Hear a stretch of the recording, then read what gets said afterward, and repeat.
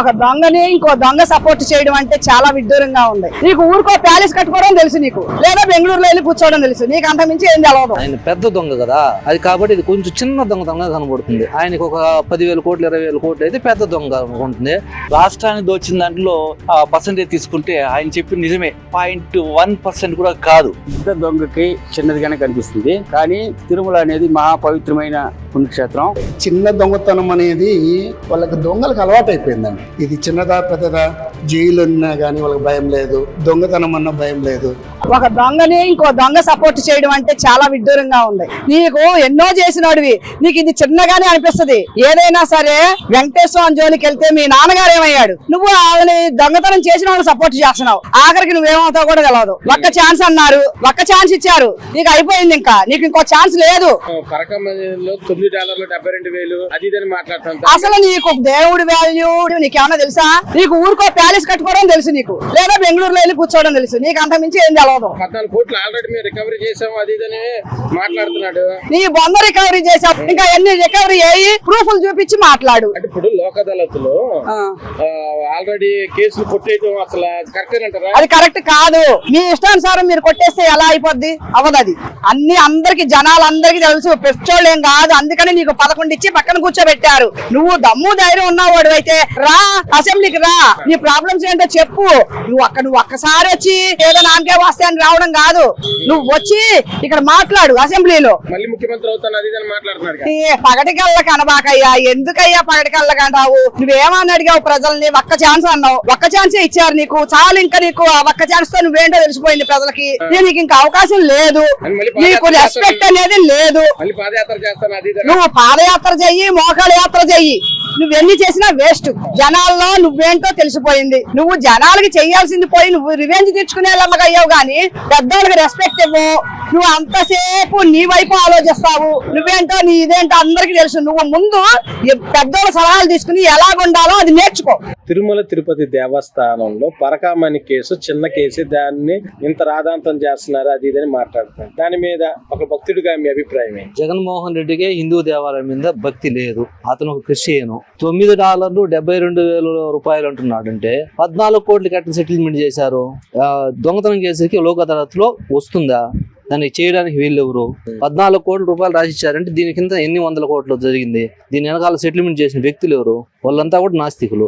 హిందూ భక్తుల మీద మనోభావాల మీద ద్వేషం ఉందో దీన్ని బట్టి తెలుస్తా ఉంది. అదే వాటికన్ సిటీ లాంటి దేశాలు ఇలాంటి దొంగతనం జగన్మోహన్ రెడ్డి చిన్న దొంగతనం చెప్తాడా? ఎందుకు చెప్తాడు? అది వాళ్ళకి క్రిస్టియన్ కాబట్టి అది చెప్పడు. ఇతనికి హిందువుల మీద మనోభావాలు దెబ్బతీసేదానికి అతను ఉన్నాడు. ఎందుకని జగన్మోహన్ రెడ్డి చిన్న దొంగతనమే దీన్ని ఎంత రాదంతం చేస్తారని మాట్లాడే? ఆయన పెద్ద దొంగ కదా, అది కాబట్టి ఇది కొంచెం చిన్న దొంగతనంగా కనబడుతుంది. ఆయనకు ఒక 10,000 కోట్లు 20,000 కోట్లు అయితే పెద్ద దొంగ ఉంటుంది. ఈయనకు వచ్చి అది చాలా చిన్నది, రోజువారీ ఖర్చుల కిందకి వస్తుందన్నమాట ఆయనకి. అంటే జగన్మోహన్ రెడ్డి ఇలా మాట్లాడటం అసలు రాష్ట్రంలో స్వేచ్ఛ లేదు, మాట్లాడేది సరిగ్గా లేదు అది అని మాట్లాడుతుంది. దాని మీద మీరేమంటారు? స్వేచ్ఛ లేకపోతే ఎట్లా మాట్లాడుతున్నావు? అబద్ధాలే మాట్లాడుతుంటే నేను వాక్ స్వాతంత్రం ఆంధ్ర రాష్ట్రంలో ఉంది కాబట్టి మాట్లాడుతున్నావు. ఈ రోజు జగన్మోహన్ రెడ్డి గారికి దొంగతనం అనేది చిన్న విషయం అయిపోతుంది. ఎందుకంటే గత 5 సంవత్సరాల్లో రాష్ట్రాన్ని దోచేశాడు. రాష్ట్రాన్ని దోచిన దాంట్లో పర్సంటేజ్ తీసుకుంటే ఆయన చెప్పిన నిజమే, 0.1% కూడా కాదు. ఆయన ఇప్పుడు తెలుస్తా ఉండేది. కాబట్టి అంత దొంగ అన్ని రకాలుగా దోచుకున్నటువంటి అన్ని రంగాల్లోనూ దోచుకున్నాడు, రాష్ట్రాన్ని దోచుకున్నాడు. అసలు ఆయన సీఎం గా కాకముందే వాళ్ళ నాన్న సీఎం గా ఉన్నప్పుడే దోచుకొని ఇప్పటికీ కేసుల్లో కోట్లు తిరుగుతున్నాడు. కాబట్టి దొంగలకి పోయి దొంగతనం చేసింది చిన్న విషయంగానే అనిపిస్తుంది, అది పెద్ద విషయంగా అనిపిస్తుంది. సార్ ఇప్పుడు ఆయన జగన్మోహన్ రెడ్డి ఏమన్నా అంటే $9.72 ఏంటి అది ఇదని మాట్లాడుతున్నారు. అసలు $9.72 అని మాట్లాడటం అసలు $9.72 అనేది కాదు, ఎంత దోచింటే నువ్వు ఈ $9 తేల్చావంటే ఇంకా ఎంత దోచుకొని ఎంత వెనకేసుకున్నారు, ఎంత ఆస్తులు కూడా కట్టుకున్నారు. ఈ రకంగా టీటీడీ ఆస్తుల్ని, టీటీడీకి సంబంధించినటువంటి ధనానికి దోచుకునేది కూడా ఒక మనిషేనా, ఒక మానవత్వం ఉన్నటువంటి వ్యక్తులేనా, ఈ సమాజానికి మేలు చేసే వ్యక్తులేనా? ఇలాంటి దైవం సంబంధించిన దాంట్లో కూడా అవినీతిలు చేసిన దాన్ని కూడా హాస్యాస్పదంగా తీసుకొని చాలా టేక్ ఇట్ ఈజీ ఈజీగా తీసుకునే తత్వం ఉందంటే నీ అణువణువున ఈ యొక్క జీర్ణించుకోపోయిన దోచుకోవడం అనేది అణువులోనూ ఉంది అనే దానికి ఇదే నిదర్శనం అని మన జగన్మోహన్ రెడ్డి గారి యొక్క వ్యక్తిత్వాన్ని చాటే విధంగా ఆయన మాటలు ఉన్నాయని నేను చెప్తున్నాను. డబ్బుల్ని ఎలా పోగుపెట్టుకోవచ్చు, ఎలా దాచుకోవచ్చు అనేది దానికి పూర్తిగా నిదర్శనం జగన్మోహన్ రెడ్డి గారు. దాని దొంగతనం బయటపడిపోయినట్లే కదా, అది ప్రజలకందరికీ కళ్ళు కనిపిస్తుంది కదా. ఎంత బట్ట బయలుగా కనిపించేటటువంటి తత్వం ఉన్నటువంటి వ్యక్తులు ఆ వైసీపీ పట్ల ఉండడం, అది మన ఆంధ్రప్రదేశ్ లో వాళ్ళు కూడా ఒక తటను గెలవడం అంటే నిజంగా ప్రజలంతా చాలా బాధపడుతున్నారు. ఇట్లాంటి వాళ్ళనే మనం గెలిపించాం గతంలో, ఇలాంటి వాళ్ళు ఇంకా ఈ రాష్ట్రంలో ఉండారా, ఇంకా ఈ రాష్ట్రాన్ని ఇంకా ఎంత దోచుకోవాలనుకుంటున్నారు, ఇంకా ఏ విధంగా దీన్ని నాశనం చేయాలనుకుంటున్నారు రాష్ట్రాన్ని అనే బాధ ప్రజలంతా కనిపిస్తా ఉంది. ఇది నిజంగా ఇప్పటికైనా వాళ్ళు గుణపాఠం తెచ్చుకొని మార్పు మారి ఇంకా తప్పు కప్పిపుచ్చుకునే విధంగానే ఇంకా వాళ్ళ క్యారెక్టర్ ఉండేది ఉంది అంటే నిజంగా చాలా బాధాకరం. ఇలాంటి నాయకులు నిజంగా ఇంకా భూస్థాపితం చేసే రోజులు రాబోయే రోజుల్లో ఉంది ఇంకో తెలియజేసుకుంటాం. పెద్ద దొంగకి చిన్నదిగానే కనిపిస్తుంది, కానీ తిరుమల అనేది మహా పవిత్రమైన పుణ్యక్షేత్రం. భక్తులు ఎంతో భక్తితో ఒక్క రూపాయి వేసిన వాళ్ళ దేవుని యొక్క మనోభావంతో వేస్తారు, కానీ దాన్ని దొంగిలించడం అనేది చాలా తప్పు. అందులో ఇప్పుడు జరిగిన ఈ పరాగమణి చోరీలో ఆయన రవికుమార్ అని ఒక ఆయన చోరీ చేసినట్టు ఆయన $9 ఏదో తీసాడని ఈయన జగన్ గారు చెప్తున్నారు. $9 అంటే కూడా $810, ఈ రోజు $90 ఉంటే కూడా ఆయన 72,500 కదా పోయింది. దాంట్లో పోయి ఇది ఏమి చిన్న దొంగతనం కదా, ఏం దబ్బా దీన్ని ఎంత పెద్దది చేస్తున్నారు, ఏంది ఇది అని చాలా తీసి పారేస్తున్నాడు. అసలు ఉండి అంటాడు, గిండి అంటాడు, అదేదో లడ్డు అంటాడు, గిడ్డు అంటాడు. భక్తుల మనోభావాలు తీవ్రంగా దెబ్బతింది. ఇది మంచి పద్ధతి కాదు. ఇంకొక విషయం ఏంటంటే 14 కోట్లు సెటిల్మెంట్ చేసినారు. అంటే 14 కోట్లు సెటిల్మెంట్ చేసినారు. ఆయన దగ్గర ఎంత చోరీ చేసినాడో ఎవరికి తెలుసు. దాంట్లో వేరే ఏదో ఒక సెటిల్మెంట్లు వాళ్ళు ఎవరో కొంతమంది నాయకులు చేసుకున్నారని వేరే ఈ భక్తులు తీవ్రంగా ఇబ్బందులు పడుతున్నారు. ఈ మనోభావాలు దెబ్బతింటున్నాయి కాబట్టి తీవ్రంగా విచారించి ఎవరు నిందితులున్నారో వాళ్ళందరినీ ఖచ్చితంగా శిక్షించాలా.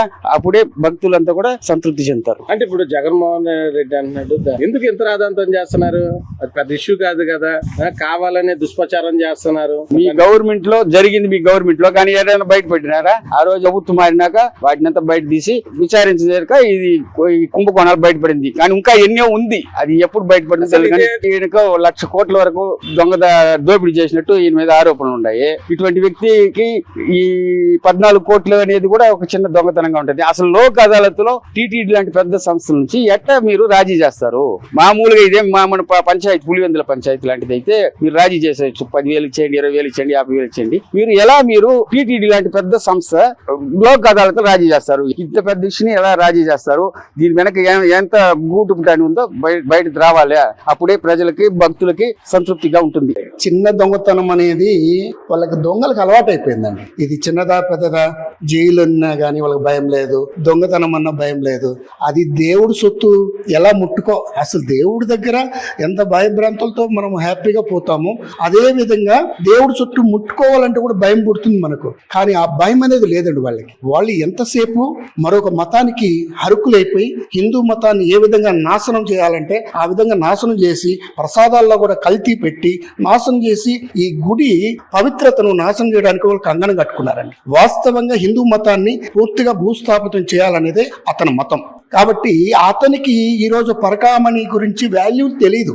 వాళ్ళు జైల్లో ఉండే వాళ్ళకి ఏం అర్థం అవుతుందంటే దొంగతనం గురించి అంత కామన్ అనుకుంటారు.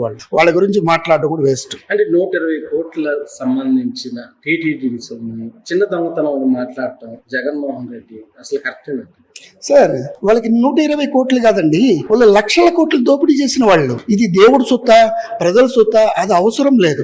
ప్రజలకి ఇన్ని రోజులు అబద్ధాలు చెప్పి చెప్పి చెప్పి చెప్పి ఈ స్టేజ్కి వచ్చాడు అతను. ఈ రోజు 151 నుంచి 11 పడిపోవడానికి కూడా కారణం అదే. ఈ రోజు దేవుడు విషయంలో కూడా మీరు మాట్లాడే ప్రతి మాట కూడా ప్రతి ఒక్క పౌరుడు అందరూ చదువుకున్న వాళ్ళే, ఇప్పుడు అందరూ వింటున్నారు. ఇంకా కులానికి మతానికి ఎవరు బద్దులుగా ఉండరు. 100% తప్పు చేసిన వాడిని శిక్షిస్తారు అనేది మన నిదర్శనంగా జరిగింది. ఆ సేమ్ టైము రాగల కాలంలో కూడా ఇతను ఈ విషయం మీద మూల్యం చెల్లించుకోక తప్పదు. సో అతని గురించి మనం ఎంతసేపు మాట్లాడుకున్నా ప్రజలు ఈ రోజు పూర్తిగా ఇతను ఏమైనా పిచ్చి పట్టిందా ఇతనికి అని ప్రజలందరూ చెప్పుకుంటున్నారు.